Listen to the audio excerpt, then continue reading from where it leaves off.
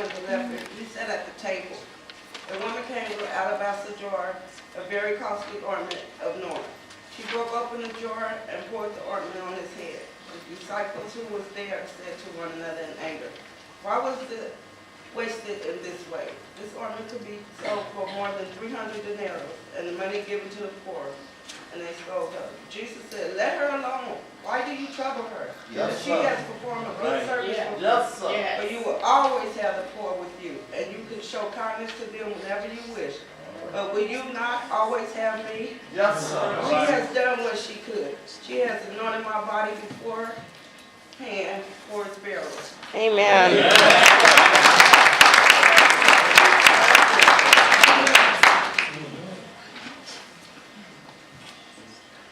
Next we have Luke 7:36 through 50, read by Sister Erica.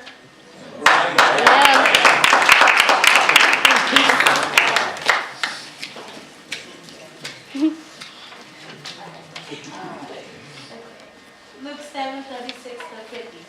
A woman in a city who was a sinner learned that Jesus was eating in the Pharisee's home, brought an alabaster jar of ointment.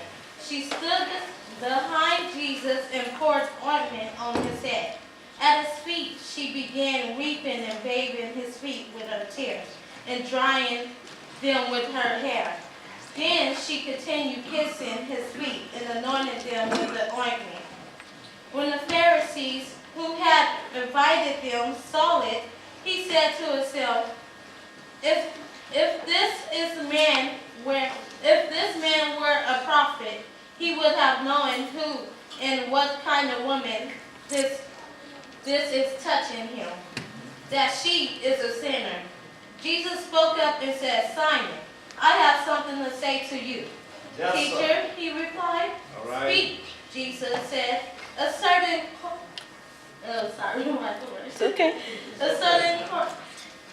creditor had two debtors. One owed 500 denarii, and the other debtor owed 50 denarii. When they could not pay, he canceled the debt for each of them. "Which of them would love him more?" Simon asked. "I suppose the one who he canceled the greater debt." Amen.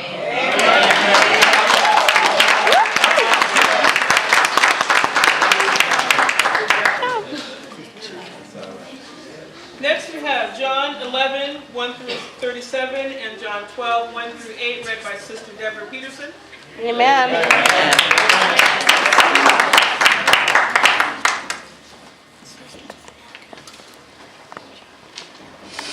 6 days before the Passover, Jesus came to Bethany, where Lazarus lived, whom he raised from the dead. There a dinner was given in honor of him. Martha served, and Lazarus was one of the guests at the table.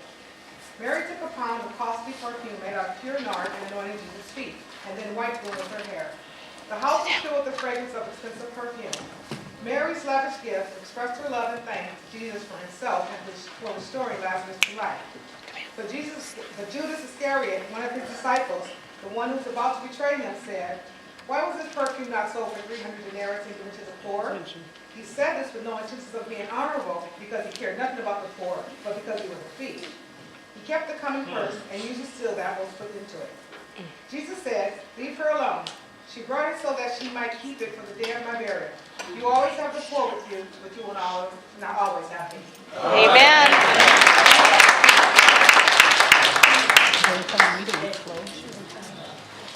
The last of the choral readings is Mary of Bethany, and that is done by Sister Dr. Rashonda Brown. Amen. Amen.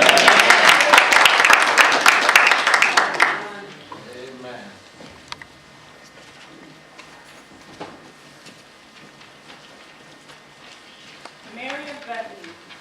Everyone in Bethany was talking about the great miracles that Jesus performed. One of them being that he had recently raised Lazarus from the dead. There was such excitement and joy that many people started becoming followers of Jesus. Yes, sir. It was only 6 days before the Passover meal, and Jesus had returned to Bethany with his friends. Martha and Mary prepared a splendid meal for Jesus, and they invited many of their friends.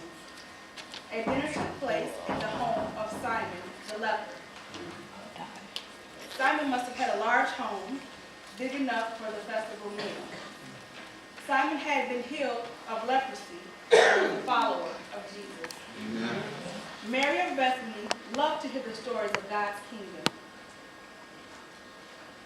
And she spent numerous hours at the feet of Jesus' feet, just listening and learning more about God. Most women would be busy in the kitchen preparing the meal and cleaning up. The men would usually sit around and listen to Jesus. Mary was different.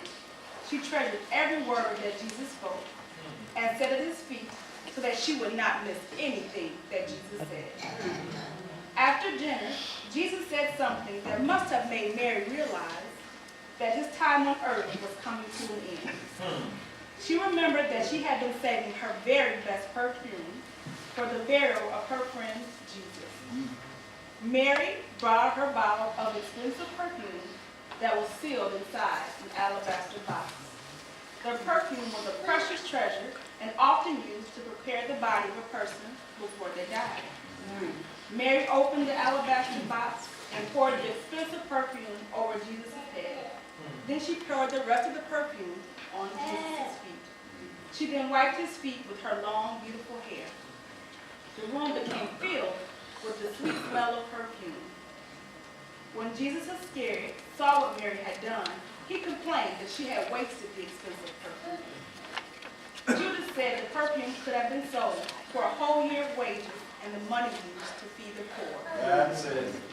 Jesus replied, "Leave her alone. It was intended that she would save this perfume for the day of my burial." That's it. I tell you the truth, whenever the gospel is preached Yes, sir. throughout the world, what she has done will also be told in memory of her. Mary loved Jesus with all her heart. She was willing to give everything she had to Jesus. Amen.